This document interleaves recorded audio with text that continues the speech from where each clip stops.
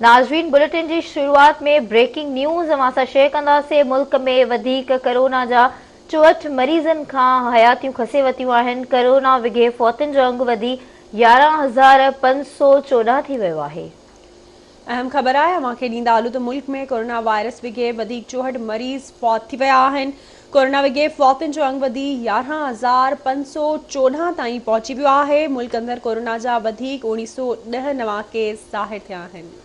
अहम ख़बर अवां ताईं पहुचाईंदासीं। मुल्क अंदरि कोरोना वायरस जा वधीक 1910 नवां केस ज़ाहिर थिया आहिनि। मुल्क अंदरि मजमूई केसिस जो अंग 5,39,387 थी वियो आहे। मुल्क अंदरि कोरोना जे फॉल केसिस जो अंग 33,295 आहे। अहम ख़बर बाबति तव्हांखे आगाह कंदासीं। गुज़िरियल 24 कलाकनि दौरान 2371 मरीज़ सिहतयाब थी चुका आहिनि। मजमूई तौर सिहतयाब थियण वारे मरीज़नि जो अंग वधी 4,94,567 थी वियो आहे।